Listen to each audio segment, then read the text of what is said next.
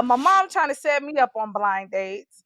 One time for the team effort, baby. Team effort for the team effort. Teamwork make the dream work, baby. There ain't no I in team, baby. There ain't no I.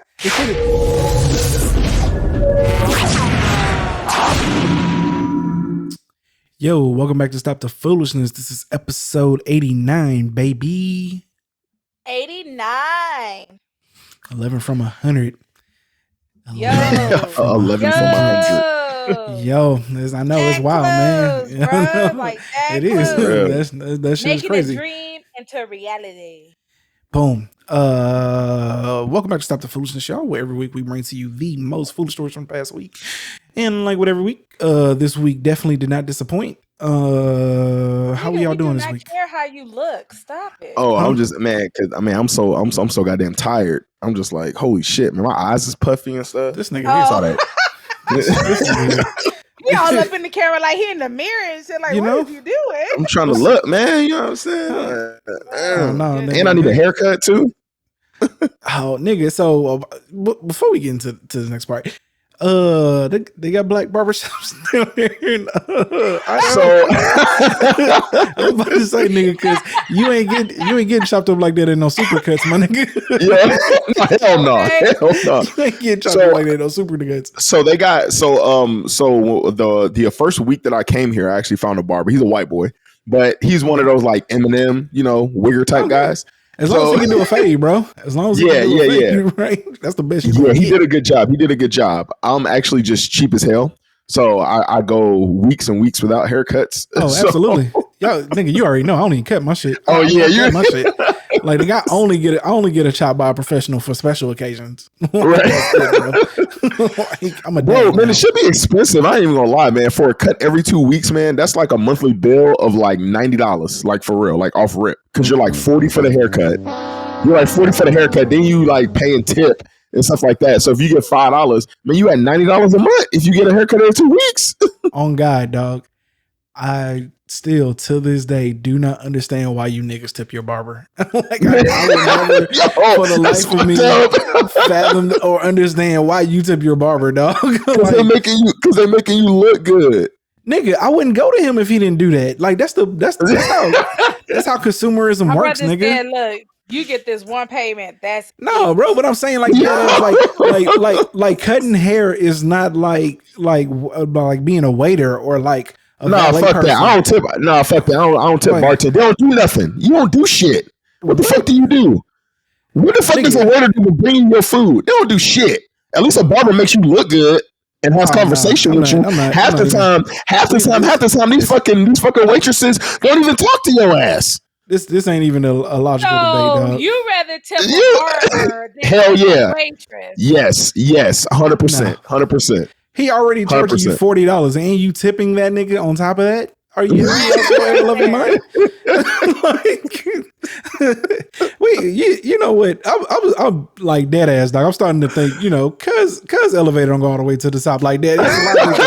His logic just don't be adding up at times, man. Like, oh man, that's not even foolish. It just absolutely makes no sense on any level. To me, it does because I'm like, okay, a waiter. So I actually had a waiter like get mad because I didn't tip her. No, at the end of the day, she didn't do nothing but literally bring out fucking 2 drinks to me. And then she was just all like, but like the drinks were super expensive. So it was just like, and I was on a date. So it was just all like, okay, you bring out 4 drinks basically. And then, so like the bill came out to fucking like whatever. I don't know, fucking like $60 or something like that or whatever. And it's just like, okay, all you did was bring out 4 drinks to me, but I'm supposed to tip you? Get the fuck out of here. Like, are you kidding me? But see again, I'm like, bro, the elevator is running, but ain't nobody operating. This shit is already starting off wrong. First off, dog, like if you don't want to tip, then don't go to the restaurant. You know how you was making all them like faces and shit about how like, well, if you don't want to get upset, then don't go to a comedy show. If you don't want to tip, then don't go out to eat because like that's how. Nigga, I didn't choose that fucking profession. You can go to any other country; they don't even tip. Because that's not a part. That's just in America that we have this thing where fucking waiters make $6 an hour and expect tips. I don't give a fuck. You chose that profession. Go get another job. Wow. I get all of that. But at the same time, you ain't got to go out and waste anybody's time by not tipping them though. Like, I'm not wasting time. You still getting paid $6 an hour, nigga. That's not my fault. You chose not getting paid $6 an hour. They're getting paid like $3.50 an hour. Okay, whatever. You chose that profession. That's not me. Low minimum wage. Okay, you chose that profession, not me. Okay, all right. Yeah, that's just how I look at it. All right.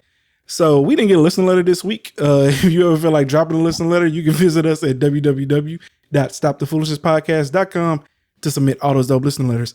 With that being said, let's go ahead and get into our still unpaid sponsor, Miss Toya's Gift of Soul.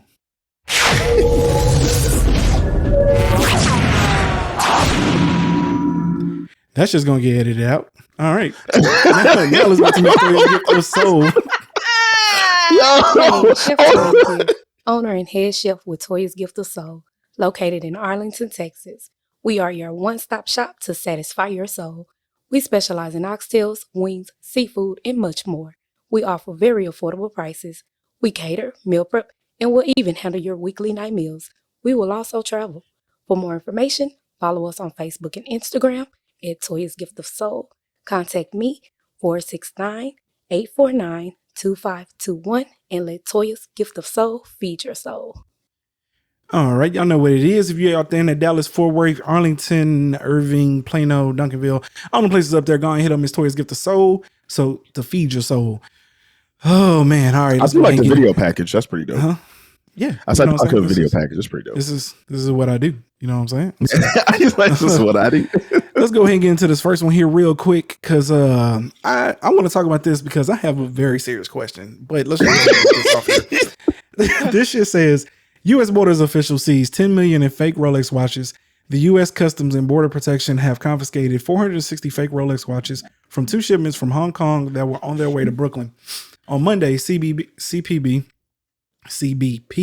announced it seized 2 shipments of 460 counterfeit watches that, if sold on the street, would come up to a total of 10.1 million. Fox News reports that one box had 300 watches while the other had 160. Early in April, CBP seized the third box, bringing the total to 20 million. No one buys a luxury brand watch expecting it to fail or fall apart as consumers increasingly purchase from online or third-party vendors. Our officers are at the front line to guard against defrauders expecting to make money selling fake merchandise. Excuse me. CBP, Chicago Field Operations Director LaFonda Sudenberg. Damn, that's a long fucking name. All right, anyway, said in a statement, Fox News reports.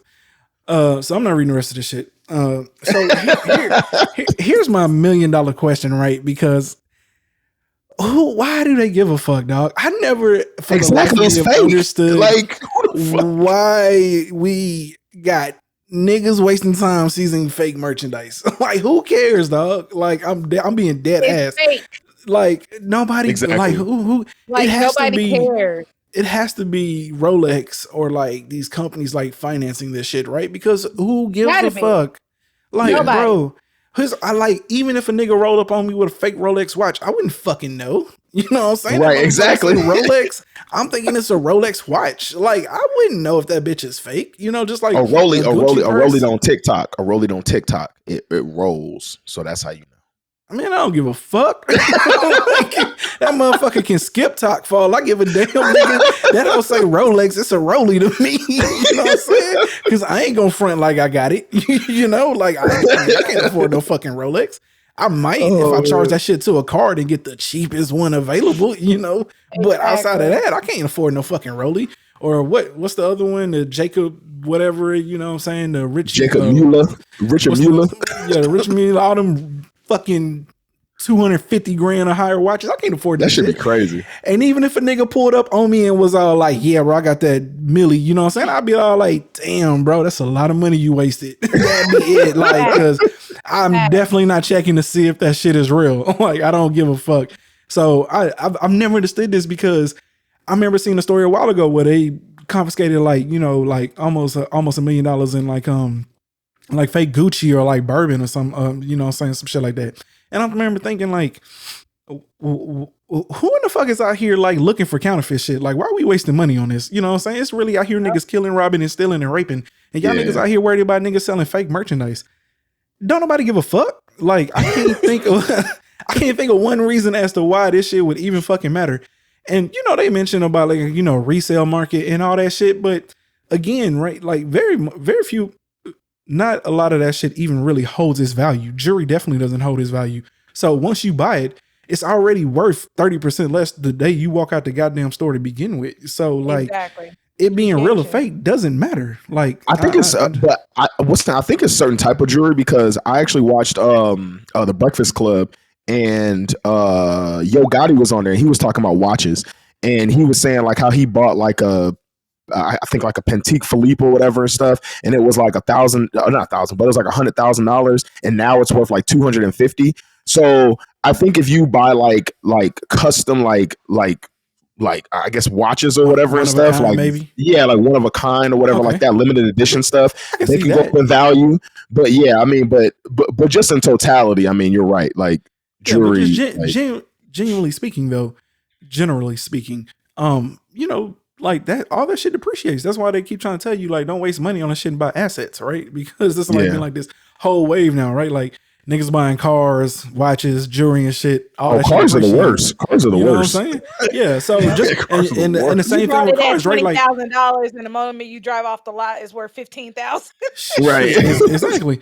And like, you know, same thing with cars, right? Like you got certain cars that like, sure, you could buy it today and like it'll go up, right? Because it's like a special car that like maybe exactly, but it has to be old, it has to be classic. Yeah, like they don't make it no more, shit like that. Yeah.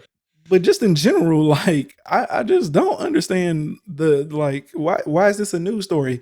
I remember was just sending this shit. And I remember thinking to I remember seeing it. I think to myself like, why does anybody give a fuck? Like I know. Well, yo, when I saw it too, I was just all like, okay, fake Rollies. Who gives a fuck? like dog. Like I just like that. This is just foolish to me. Like we out here wasting tax dollars on fucking finding fake watches. Exactly. Man. And to me, we could use that money for. And to me, I'd rather a motherfucker sell fake Rollies than fucking selling drugs and shit on the street. Like let that nigga live. Just like dead ass, bro. Let me choose fake Rollies or crack. First off, one time for my guy out there in Michigan, we ain't run the story, but my guy was making $2,000 a day selling weed from out a motherfucking vending machine.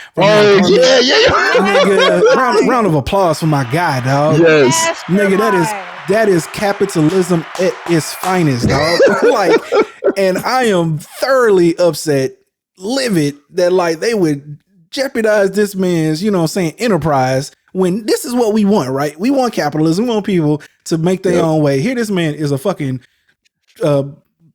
trailblazer in, you know what I'm saying, capitalism. This man was making $2,000 a fucking day. Nigga, I would work for a week and come back in 3 weeks, nigga, and run that shit again. You know what I'm saying? Like dead ass, bro. Exactly. Bro, my man was making more than me in a week, bro. Like not doing nothing, sitting there fucking playing Call of Duty all day while niggas go to his vending machine. Bro, in 1 month he clearing over 75% of what most people make in America, dog. That nigga was making $60,000 a month, dog. Yeah. Like, bro, come on, man. Oh, you know what? They don't want capitalism, dog. They don't want black people to make it. Like that's just what we learning right now, right? Like they don't want black people to make it because my man wasn't hurting nobody. He wasn't doing nothing wrong. They did get that nigga for like illegal guns and shit, but that's beside the point. The point is, you know what I'm saying, his enterprise and his operation, you know what I'm saying, was legit. You know, that nigga was making money, dog. Leave the man alone, bro. Right. Okay. All right. Let's go ahead and get up to these Irks of the week. Sis, you up first. What's going on? I know I got to do with the casino. Go ahead and tell the. Actually, no, my Irk is not the casino. I had a good time at the casino. Okay. Yeah. All right. Cool. No, my Irk is. How do I put this? So you can just be minding your own business, you know, living your life, don't bother nobody. And my Irk is people will just because they don't see you doing certain things or don't see you with certain people, they just conjure up this whole ideal in their head what you are. Okay. So apparently I'm a lesbian now. Yo. Wow. Breaking news. I guess I'm gay. We gotta get all three of us up here for this one. Breaking news, man. Breaking news. Ash is a lesbian. Dun. I'm not. Let's get this clear. Breaking news. Ash likes puss. Stop it. No. Whoa, we ain't see that one coming. No, that's what happened. Now this is Ash what is a happened. carpet So, muncher. You always gotta go too far. You always gotta take shit. yeah, I mean, Carpet muncher. What? Just stop at puss. it's no better. Puss is worse. You know what? You might be onto something there. you might be right. So listen, I'm visiting I visit back home. I ain't been back home in 12 years since my grandma passed. So I'm visiting my grandpa and I'm visiting my uncle. And my uncle and I, we're sitting outside, we're just talking, and he goes, baby, if you was to come here with a woman and say, hey, this is my girlfriend, I tell you, I love you anyway. What? AKA, he ain't never seen you with no man, so he's just assuming. We ain't seen no niggas around. Yeah, so because you ain't seen me with nobody, we're just assuming that I'm gay. Like, okay. Dog. Shout out to grandpa. Shout out to grandpa for being progressive enough to be like, you know what? I don't see her with no man. She'll never bring no man around, so she got to be a lesbian, and I'm gonna accept her anyway, even though I know I don't like it. But I'm gonna tell her it's okay. She said uncle, all right. Uncle. Uncle. Okay. Oh, my bad. I thought it was your grandpa. No. Yeah. I say, damn, I don't hear shit. So my irk apparently is my singleness, because between my brother selling me on the internet, Craigslist, and online dating, my sister scouting patients at her doctor's office, okay, my uncle thinking I'm gay, my mom trying to set me up on blind dates. One time for the team effort, baby. One time for the team effort. Teamwork. Make the dream work, baby. There ain't no I in team, baby. There ain't no I. Okay, we trying to help you out. we trying to make this by any means necessary, baby. Yes, sir. Let's go. You know what I'm saying? We just want you to be happy. We just want you to find love and be happy. Whether it's with a woman, whether it's with a man, it don't even matter. It don't matter. It don't matter. It don't matter at this point. It does matter because I don't like women. So sis, Unc struck a nerve. Unc struck a nerve. He's all like, "Oh no, this nigga didn't." All right, I'm finding the nigga tomorrow. I'm finding the nigga tomorrow, dog. I'm like, damn. Okay. Oh man. You know what's funny is because one of the Reddit questions that I'm going to read is kind of dedicated to you, Ash. Woo! All right. Okay. Here See, this you telling this story is just a sign that like the universe is flowing in the right direction. Because how would I come across this question and be all like, you know what? Let's talk about this because sis need to understand this shit. But okay. All right. Cool. Lord. Oh, one time for sis though, man. One time for the family again, dog. You know what I'm saying? We out here doing our part, just trying to, make sure sis is happy. I don't know about looking for men in like, the patient department, but that's, you never know where you're going to find love. You know what I'm saying? That's why I told you Craigslist, although thinking back now, that might have been a little too dangerous, but it's more than one way to, it's more than one way to skin a cat. It's more than one way to skin a cat. Sex slavery. He jumping me on Craigslist. Look, I think you can handle yourself, okay? And the possibility of finding true love is, it's worth it. It's worth it.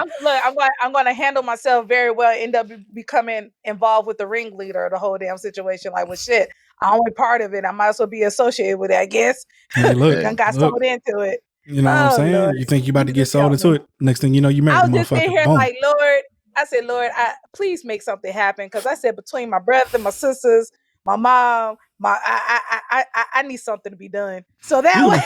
You can blame yourself because you complained enough, right? And I was all like, all right, bet. You know what I'm saying? I'm good at solving problems. You know what I'm saying? I consider myself an elite problem solver. Let me go ahead and get started on this shit. And I have not complained since. I'm good.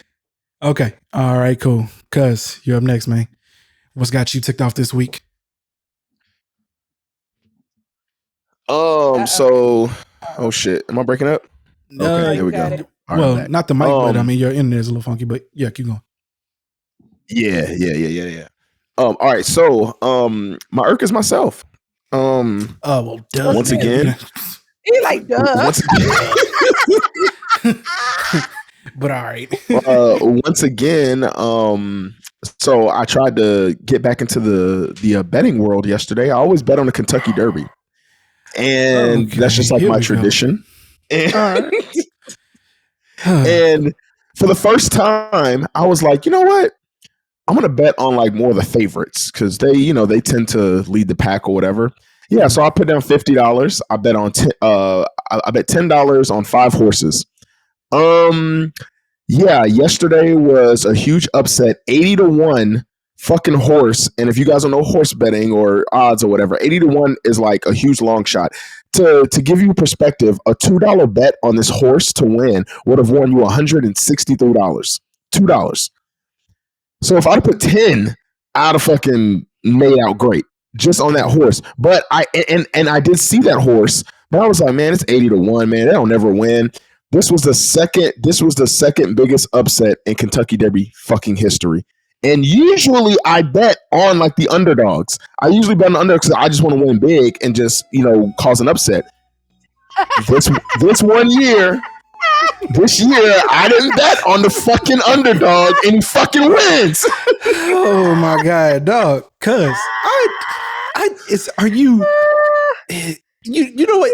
Cuz is the full embodiment of hard-headed, dog. Like, nigga, the universe does not want you betting, bro. It is giving you the shaft at every chance it can because this shit does not work out for most people, dog. It's designed. I was I was so hot. I was like, but it's crazy because I've been betting on the Kentucky Derby. It's like my little tradition. I bet on the Kentucky Derby. I've been betting on for like 10 years now.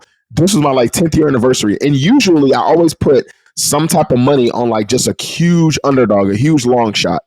But they never win. Yeah, you know what I'm saying? But they never win. So this year I was like, fuck it, man. I'm going to go with the favorites. And this motherfucker wins.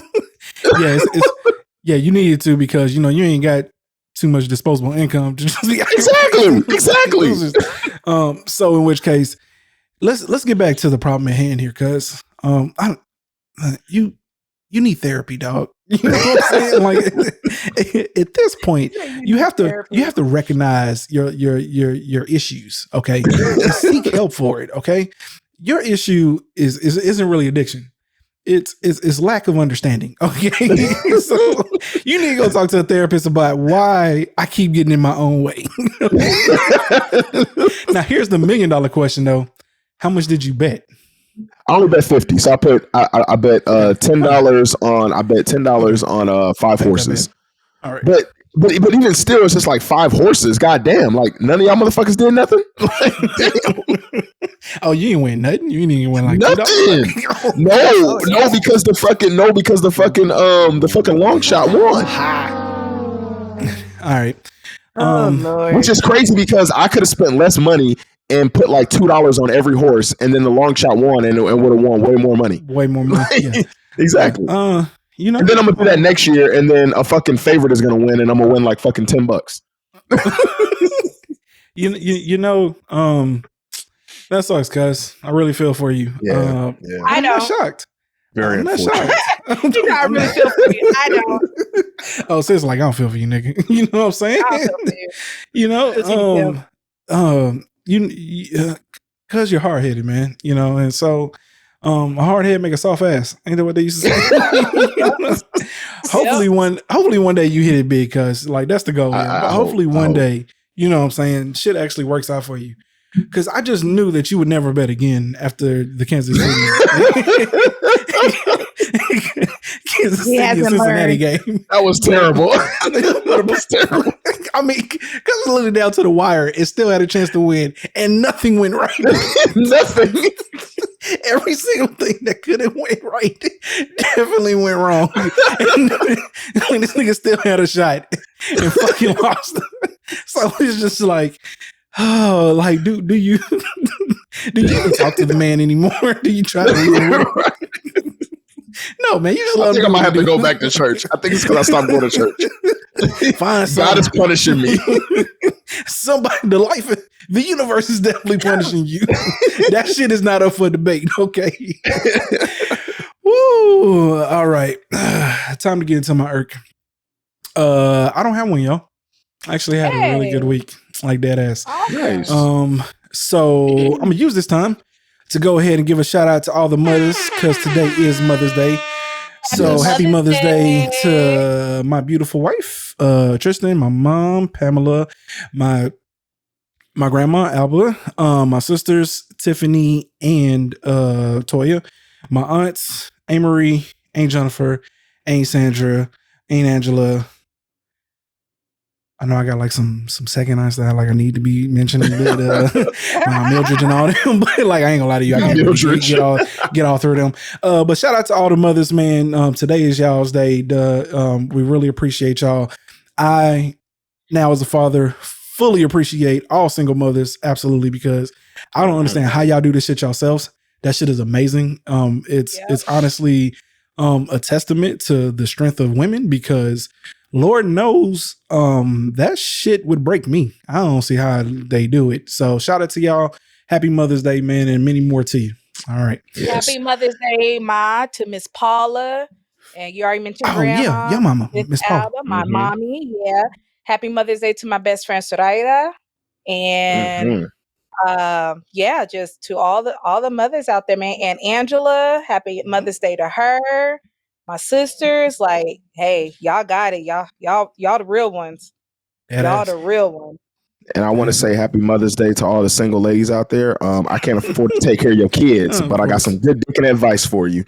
So happy Mother's Day to you. And if you want to, hit me up, because let me help you out here for a second. This is gonna be struggling. This podcast is not going to help you get any women. This is actually your biggest Achilles heel. I'm shocked you still do this shit. If you was honestly single, hold up though. Time out. Wait. Oh, yes. Cuz is married, y'all. Whoa, no. To announce that shit. No. One time for Cuz real quick, man. Oh my God, no. This nigga is top 5 frauds all time. Don't allow this man to lie to y'all anymore, okay? This man is not single. He's in a fully committed engagement, marriage, whatever you want to call it. You know what I'm saying? Cuz is fully committed to that shit. Carlos is in a committed. Carlos is in a committed relationship. Cult Theory is single and mingling. So it depends who. So it depends who you. So it depends who you wanna. Depends who you wanna meet. Whatever the fuck that means. If you wanna meet Cult Theory, we can get down. This nigga is married, y'all. Relationship. Cult Theory is single. Are we having an identity crisis or something? This Negro is married. Cult Theory, the one that got this nigga out here bedding and shit. Yeah, Cult Theory is a terrible person. So Cult Theory, yeah, not gonna sugarcoat. He's just an all around terrible person. KT is a fucking terrible person. He's definitely a fun time. He's a terrible person. So, what was that? Only hang with him for a short period of time. Because you're gonna get your heart broken, and it's not gonna end well. Oh man. Whew, okay, but dead ass though, cuz is a fraud. That nigga's married. Don't let this nigga lie to y'all. Don't let him get on his ride and pretend like he's not married anymore, okay, y'all? Woo, until we say otherwise, cuz is married. All right, cool. All right, man, let's go ahead and get into this next thing here real quick. Boom. Let's talk about the attack on Mr. Dave Chappelle, man. So Dave Chappelle was performing in Hollywood, some shit. And as you can see in this video here that I'm not going to play, but a motherfucker ran up on him and decided that he was going to attack Dave Chappelle for making a joke about transgender. Oh, they ain't showing the shit right here? Fuck it. Well, I'm not going to play it. If you ain't seen it by now, oh well. But look at this shit that this nigga had. Yeah, bro. That shit is crazy, bro. Like, he dead ass could have hurt Dave. Like, real talk. You know what I'm saying? Like, now was the gun real? For real? It said it was a replica gun, but the blade was real, right? Like, it wasn't an actual firing weapon, but the blade was real. Okay. Yeah, so. But it's like, why would you bring a replica gun? Like, just bring the blade. Like, what the? Yeah, right? Because this seems harder to sneak in. Exactly. And like my nigga, maybe you didn't know, but like you damn sure could have just like pulled up on fucking Academy and bought a blade for like $10 before you got there. Like, before you seemed harder. Yeah, this shit seemed harder to sneak in though. But let's go ahead and get to the picture of the aftermath that occurred when security decided to take this nigga down. Drum roll, please. Boom! Oh my God. Here's the most disrespectful part of this picture. Oh my, look at his arm. Look at his arm. They handcuffed a broken arm, dog. Oh my God. If that ain't the most disrespectful shit, just so y'all know, his arm is not supposed to be facing that way. Yeah, exactly. Like his elbow is facing inward. Yo, they definitely beat this nigga ass, man. What was the reason for his attack again? I think Dave Chappelle made a transgender joke, but you know that's what everyone's been up in arms about him for. So this just goes to show, you know, I don't recommend running up on comedians anymore. I'm gonna go ahead and backtrack. You know what I'm saying? Just say that, you know, that probably ain't the wisest decision. You know, it's judging by the outcome of this brother here. Yeah, I'm gonna go ahead and just stay in my seat. You know, just accept what happens. Because if you ain't Will Smith or some celebrity, your ass is getting fucked up. Yeah, like, you know, and that nigga took off running. They like stomped his ass behind him. Reports are that Jamie Foxx and Busta Rhymes beat his ass too. They was back there. They was back there helping fucking security, like whooping his ass, which is just hilarious, dog. Oh my God. One Jamie Foxx and Busta Rhymes. Like Jamie Foxx, you think he might not do you that bad, but Busta Rhymes is Busta Rhymes. Yeah. Busta Rhymes is a big ass nigga too. And he a big dude, dog.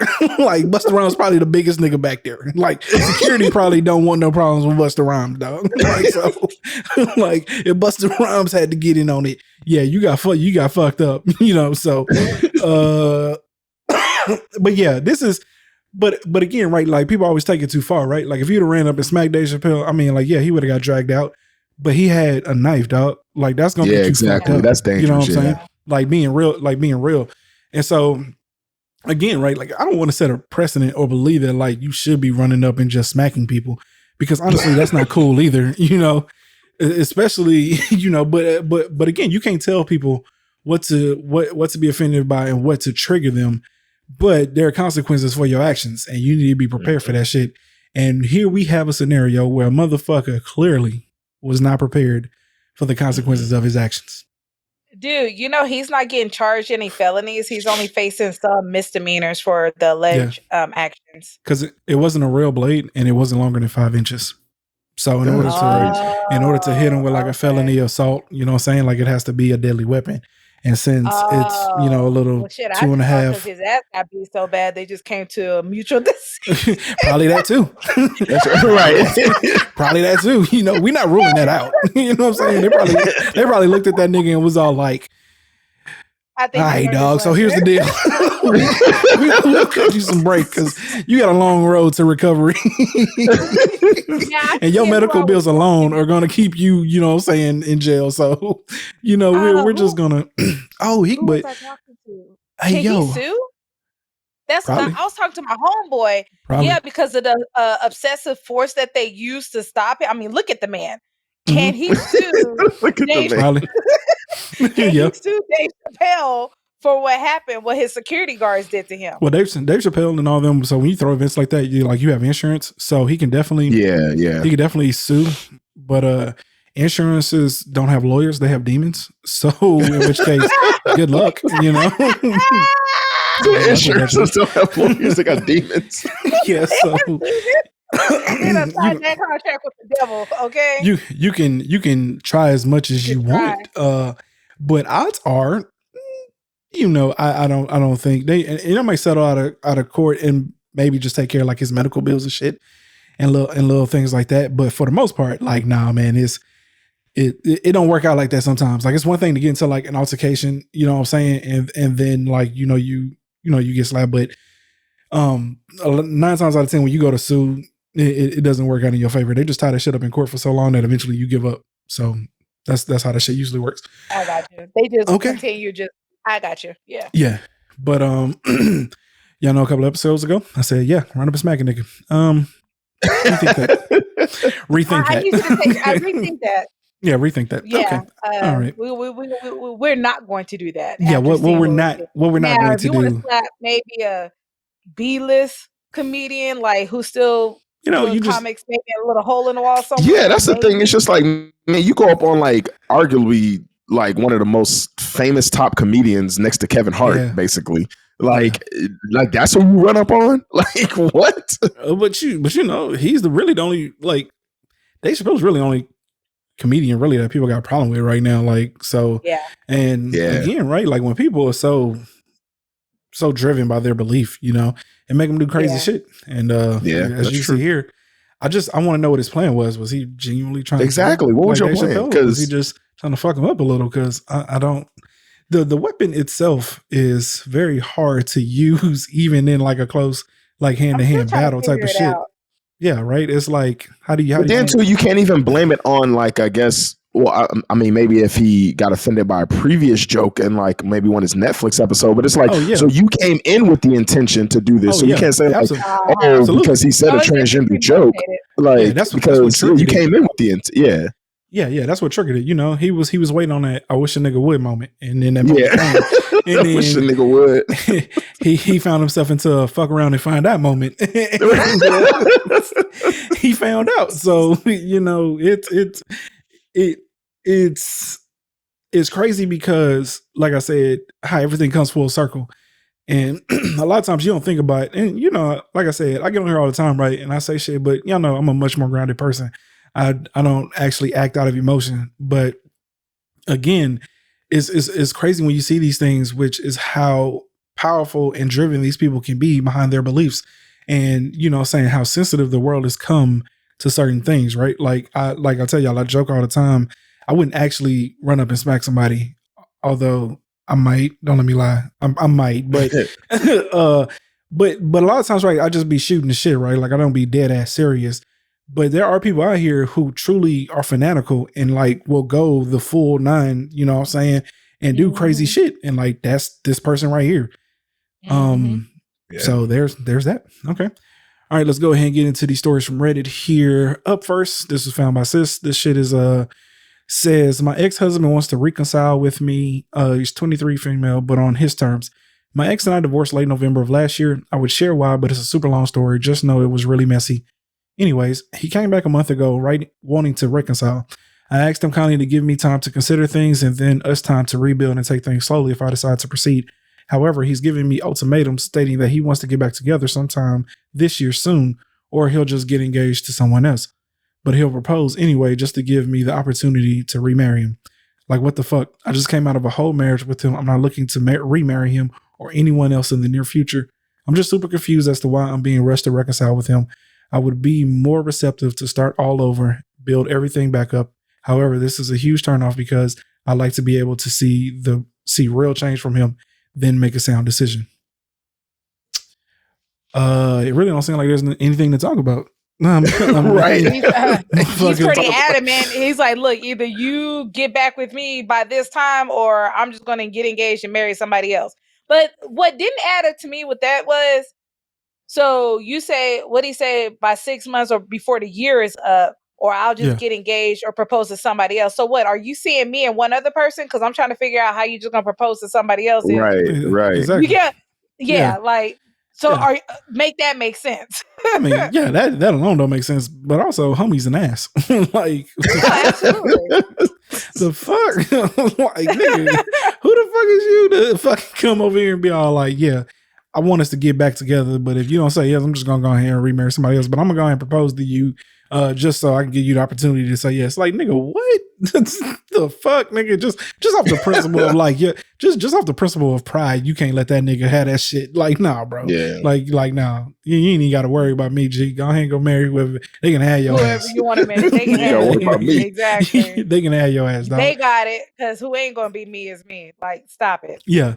You know, one of these days I'm gonna bring statistics to this motherfucker. I wonder how many people that do get divorced remarry and get back with each other. You know, so I wonder what percentage of people that actually occurs with, or how many I would like people to know that too.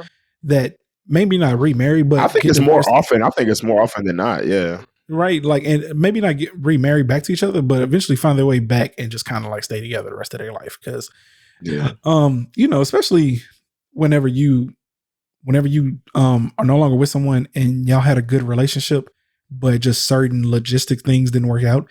And that's the reason as to why you got divorced, or person wasn't making enough money, or y'all didn't agree on how money was being spent. A lot of times I feel like that shit is fixable. It's hard to fix it if you got two stubborn people, but you eventually get older, because she's 23, right? He's 27. I mean, they're young. Yeah. They're still fairly young, mature, right? as you get older. Yeah. So, a lot of times you ain't at that age, you don't have a good grasp on how to manage interpersonal relationships.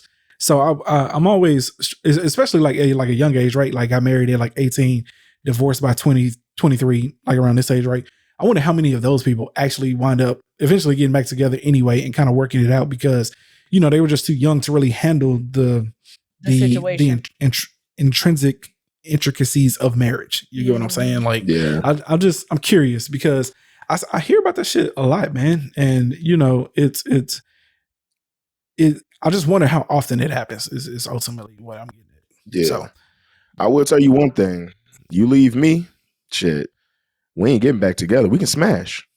But it ain't gonna never happen again. I'll smash my ex-wife, but we ain't never gonna get back together. Yo, man, this cuz is like top 5 worst human beings ever. like dead. Worst.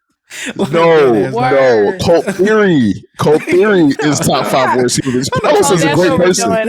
Carlos is a great person. He's a great person. No, they're the same person. Just absolutely fucking terrible. You're horrible. Just horrible. They say, yeah, we can smash, but getting back together, shit. Nah. Getting back together, shit. Nah, that shit played out. That shit's played out. All right, let's go and pull up this next one. You gotta say something, sis? Well, I was going to say, just like you said, how more often than none, like I was telling you earlier, that an old boss of mine, her sister went through that, where her and her husband had been married 20 years, got divorced, kind of went their separate ways, came back, became friends, started dating again. And then they recently just got remarried, I think 3-4 years ago, and apparently happier than ever.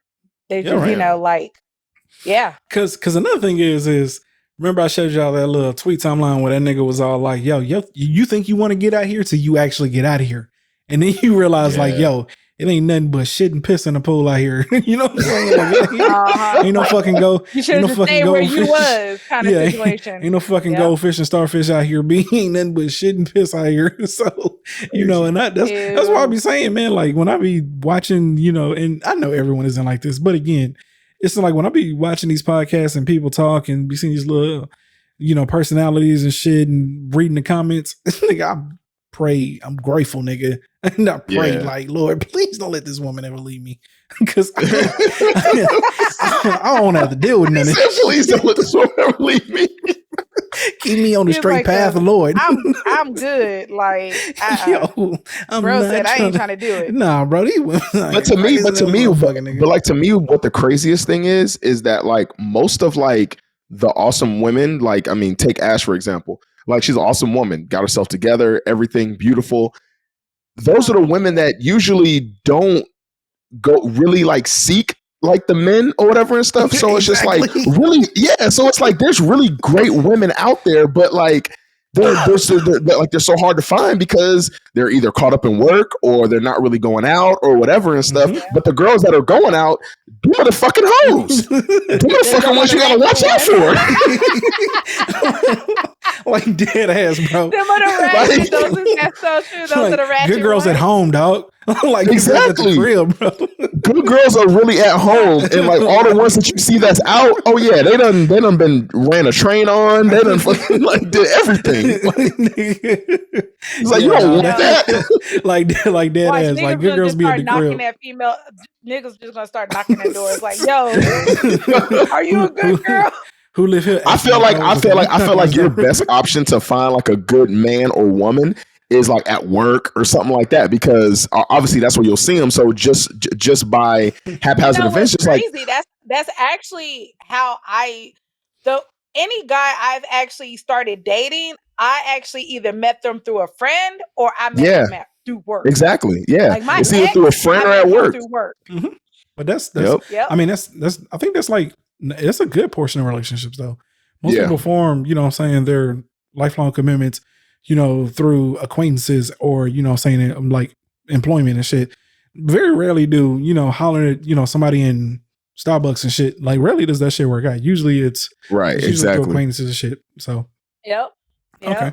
Like both my longest relationships I met through Soraya, through friends, and my ex was through work. Well, yeah. So and I do agree. I think that is how you do end up meeting whoever you do end up with, because that is what you're always around majority of the time. You know, like and most of the girls I meet is through Ashley and Toya. So yeah. But that leads me to my next point. That leads me to my next point, because let's bring this up. It says, this comes from the Dating Over 30 Reddit subreddit. A question for the guys approaching girls in public. Hey, single men of Reddit, I often hear and also feel how it became less popular to approach women in public to meet. Today is all through apps and social media. What is your personal reason for that, in case you actually do this? And y'all can go through this. I might post it, and use a lot of comments, a lot of trauma in this motherfucker that I don't feel like reading because I never had any issue pulling up on a chick.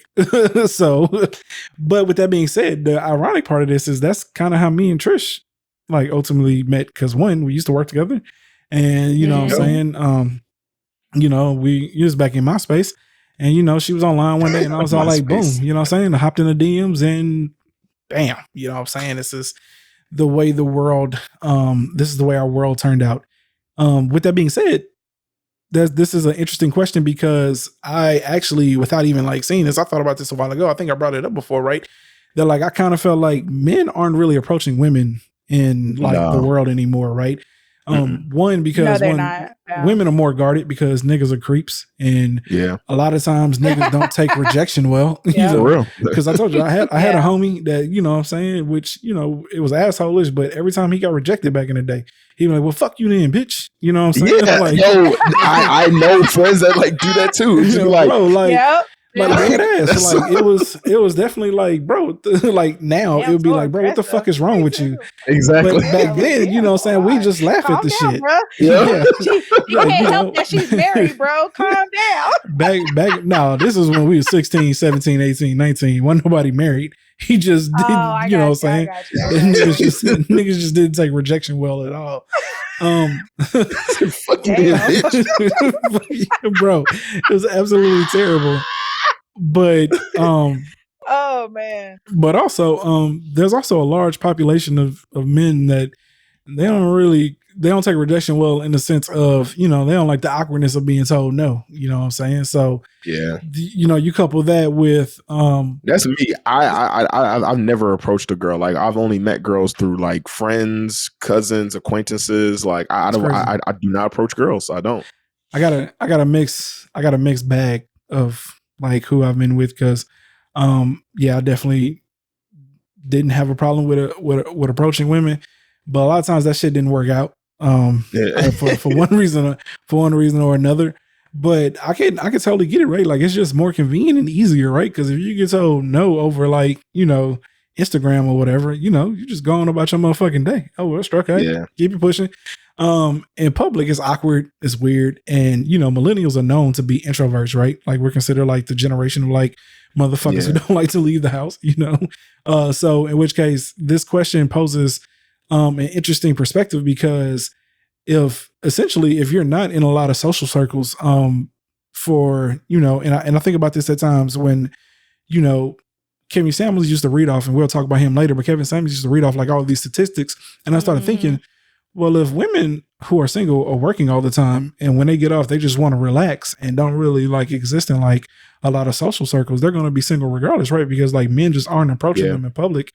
If they're not that, you know, that 8, 9, 10, you know, body of a, you know what I'm saying, goddess, you know, like older women. And that's crazy, because like, I feel like as men and women get older, like, men get a little bit more, you know what I'm saying, juice in their boots, you know, they tend to be a little bit more toward like reaching out to women, especially in public. But the younger people, like, all they know is the internet age. That's kind of like all we know. So It's like, Everything's online. Like, yeah, you have those statistics, but at the same time, those statistics might be skewed because of like circumstances in life.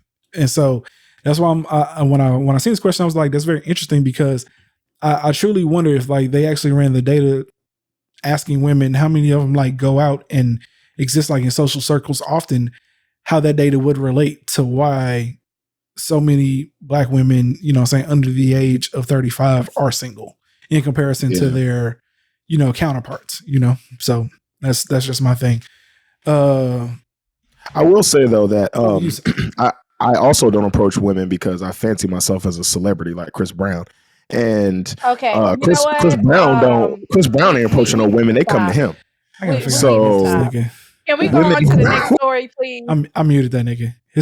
I'm glad you did. I'm not going to do this with his ass. I'm not. I did ask muted this nigga. All right, let's bring Cuz back. I'm not going to do this. Like no, we're not allowing that foolishness on here. we're not doing that. No, okay. All right.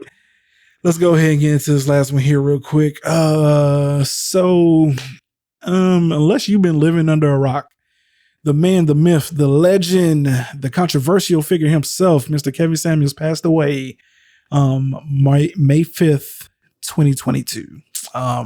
May his soul rest in peace, because although, you know, he was definitely controversial, he still was a human being. You know what I'm saying? He had people that loved him. He had a mother.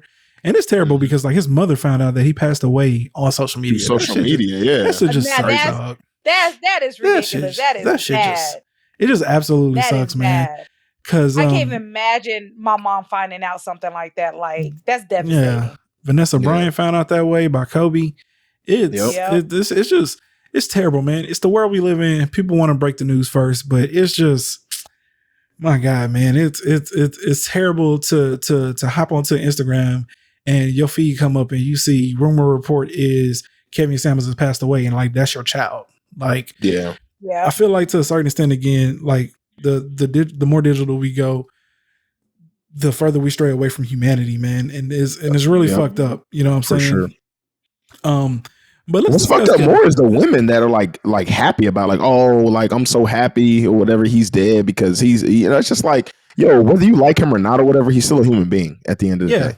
And you know what I'm saying? So I do what you're saying, but I kind of feel like that's an unfortunate part of like society now, because if Joe Biden croaked tomorrow, right, like Republicans would be rejoicing, you know, certain hardcore Republicans would be rejoicing across the internet. Like, the way, like again, right, the more digital we get, the more people can hide behind keyboards.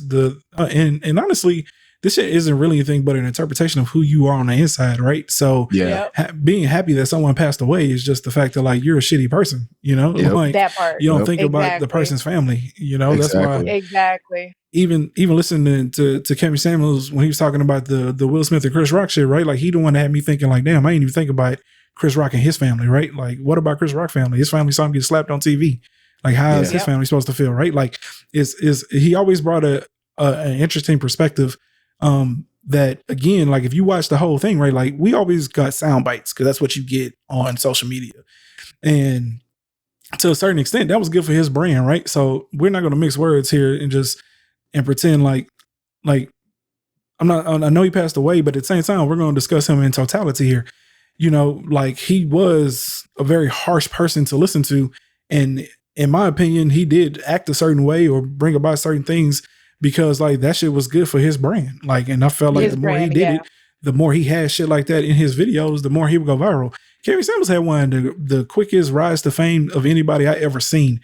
When he first came onto the scene, I don't think he had 100,000 followers. I checked yesterday, he got 1.2 million followers on Instagram and 1.4 million subscribers on YouTube. This man blew up overnight. And as of this morning, I didn't have time to get into the pod, but there's a video of him years ago where he stated when he was just holding men accountable, and he stated, you know, if I really wanted to blow up overnight, like I would just start bashing women. You know what I'm saying? And ironically, there it is. His platform shifted and he kind of blew up, you know. But again, women are the drivers of media. You know what I'm saying? Like men consume content, but ultimately at the end of the day, it's women that spread shit.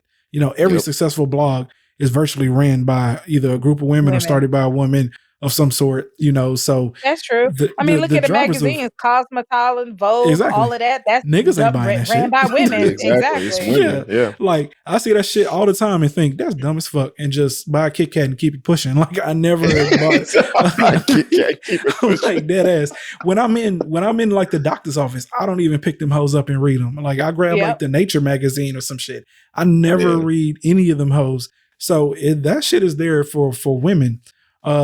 But let's discuss Kevin Samuels. Let's talk about his legacy here. Ash, as a woman that watched Kevin Samuels, single, over 35, you know what I'm saying? Borderline lesbian. Potentially, no potential. Look, first of all, allegedly speaking. Allegedly speaking. That's the white way. That's the white way. Allegedly. Allegedly. Okay. How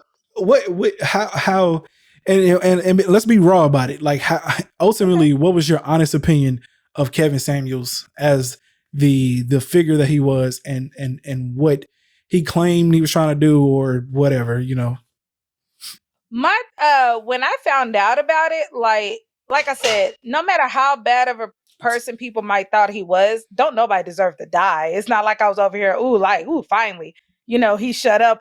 How some of these people have been commenting, karma's a bitch, you get what you ask for, all this other stuff. No.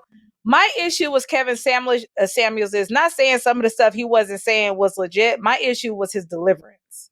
I just wish he could have approached it a different way instead of being, demeaning or so mean in certain aspects in the way that he was.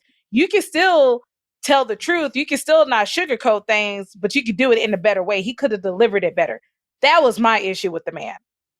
But also, I think maybe his delivery was why he even kind of rose to that fame. Also, to be honest, which is true. No, everything that he did, because that's more entertaining.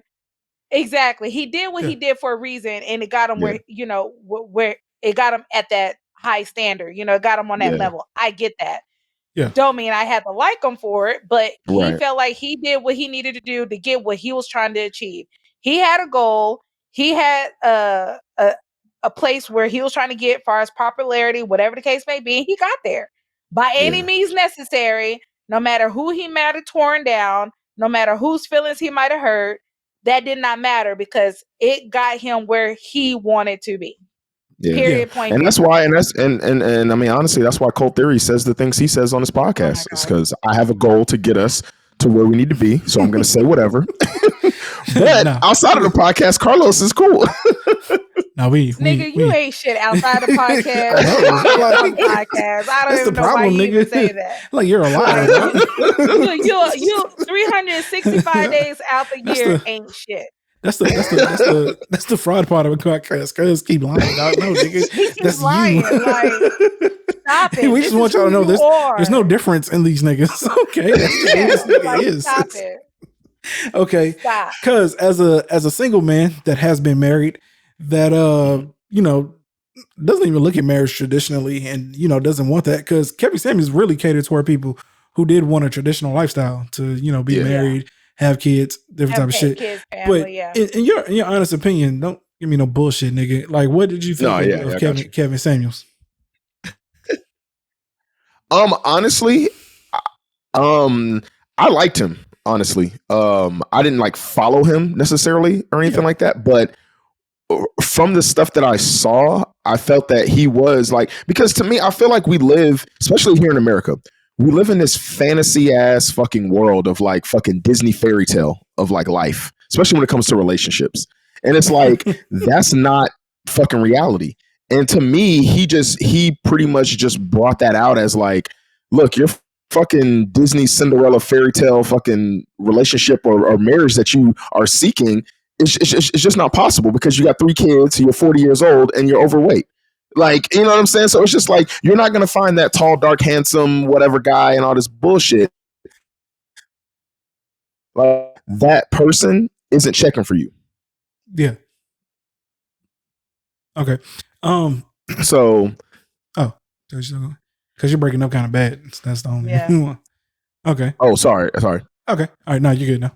But I'm just like, yo, like I just, you know what I'm saying? I think he just brought a lot of truth and reality to like females' life, because it's just like your little fairy tale really doesn't exist. Like you're not gonna find that guy because that guy's not checking for you. Because if I'm single and I'm 35 and I have myself put together, why the fuck do I want a person with fucking 3 kids? And you know what I'm saying? It's just like, why the fuck do I want that?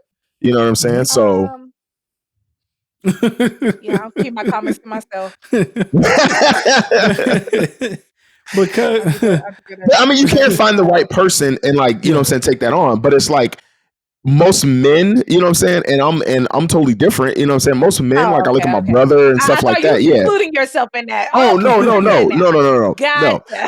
So like most, so I'm saying like most men, it's just like if they're successful, put together, whatever like that and stuff, they're not wanting, and especially if they don't have no kids. You know what? That's no lie told. There are. It goes the same way with women. You have, a lot of women who do well for themselves, and especially if they don't have kids themselves, like they may not be okay with taking on you and 2-3 kids of their own. Exactly. You know, one kid maybe, because clearly, like perfect. I'll be 37 next month, so it's gonna be hard for me to find a guy or run to a guy who ain't at least got one. You get what I'm saying? Pretty much. But but there are some women out there that don't want that at all. It's like, nah, like if I don't have kids, I don't want you to have kids. They may not want to take on your 2, 3rd, 4th baby mama, or whatever the situation may be. So it definitely goes back both ways.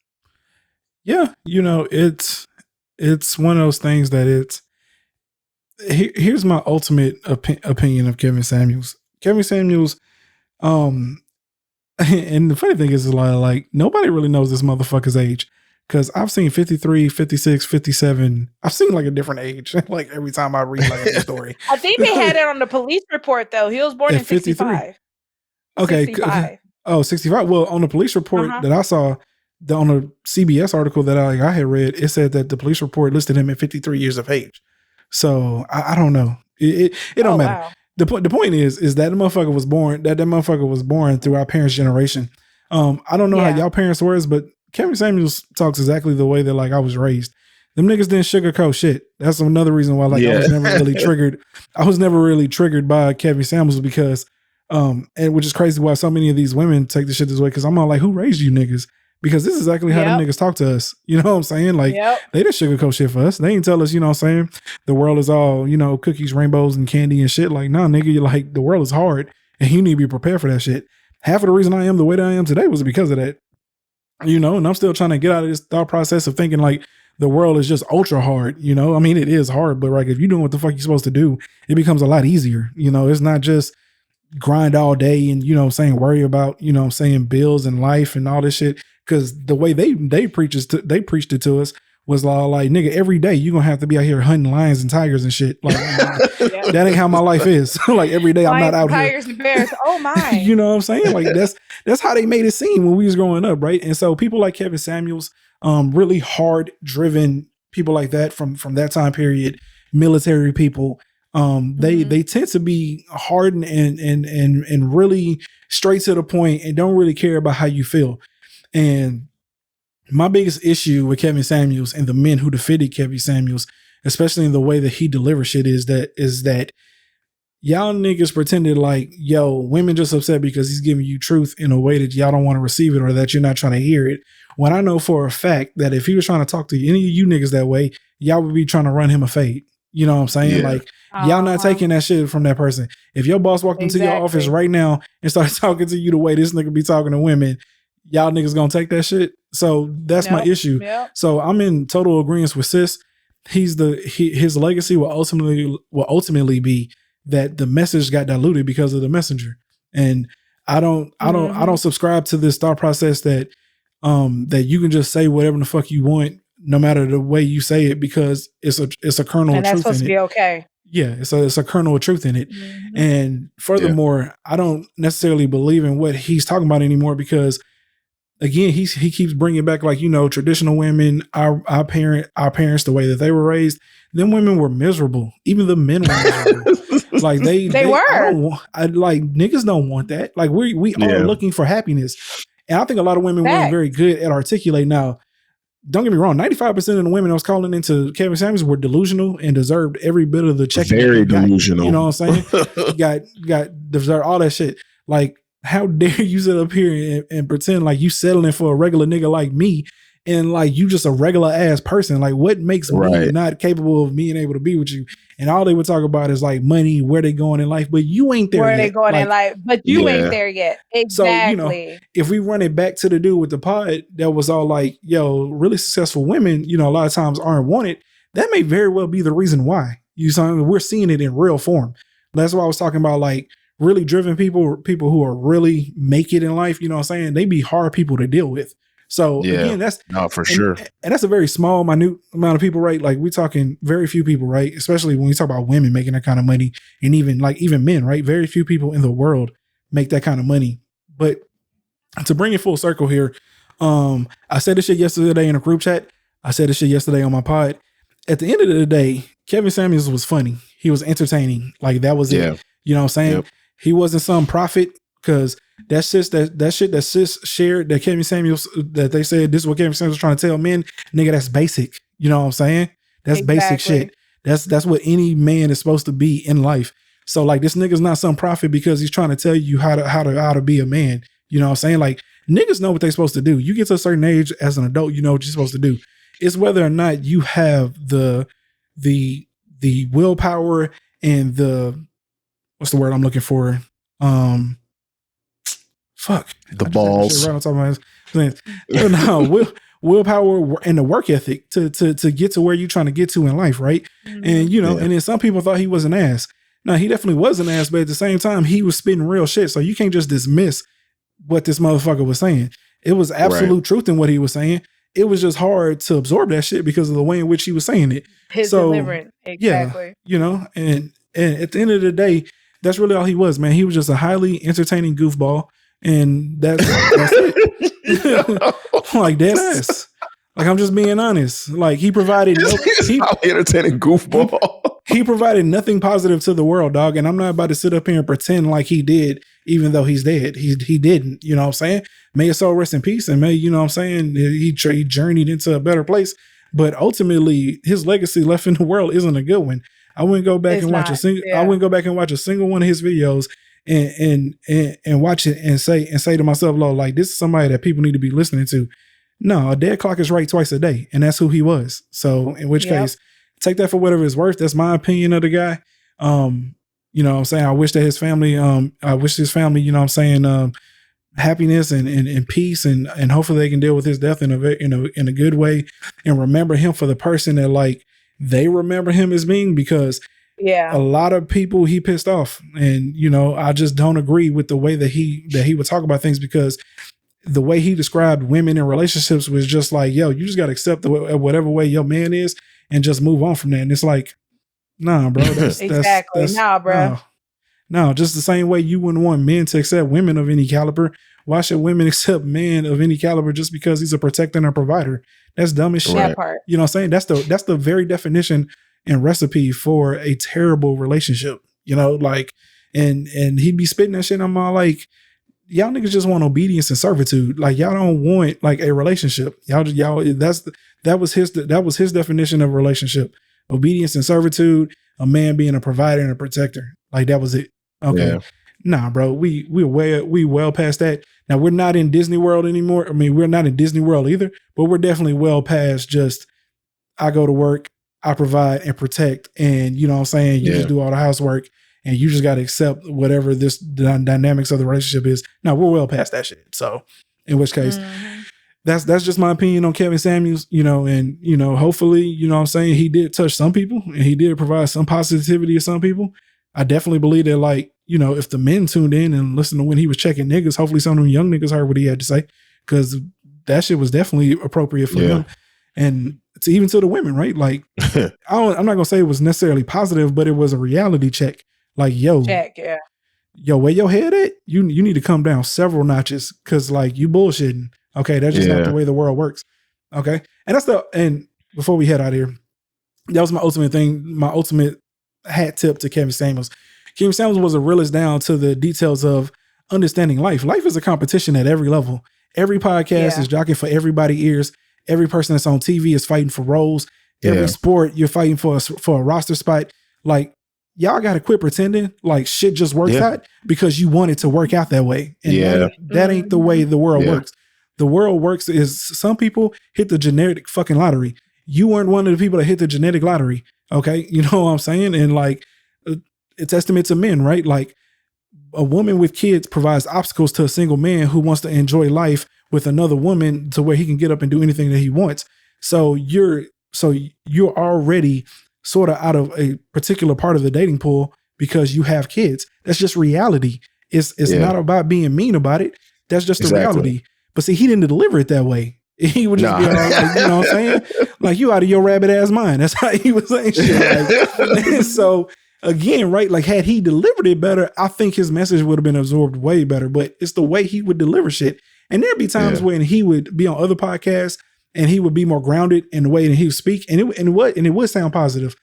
But the same person who would try to tell women to not be emotional and men to be emotional check, anytime someone would try to like debate him or shit, he would throw a fucking tantrum like a fucking 6-year-old. And it's like, bro, you're the pot calling the kettle black. You're not even following your own information, bro. You kick people off of his fucking thing. Like, we don't play that shit around here. Just kick people off. Like, nigga, are you a fucking kid? Like, bro, like, y'all having a conversation, dog. Because it's entertaining. Because it's entertaining. But it's highly entertaining, right? So, and that's where we go back to. I'm just taking everything at face value because we don't know. We honestly don't know the real Kevin Samuels. If I had to guess, the person he was on other pods when he was speaking eloquently and talking about like what he wanted for Black love and like the message he was trying to get across, I do believe that probably was the real Kevin Samuels. But that was only you 2% of the time, bro. So we got to judge you for the 98% that we saw. That might be you, but it's not really you because this is the person that I see. And that's the complication that you have whenever you have a platform like his. His platform, we know as entertainers that like, yo, this is all about entertaining, getting views, getting likes and shit. But 95% of people don't know that. They're taking everything that they see at face value. So, you know.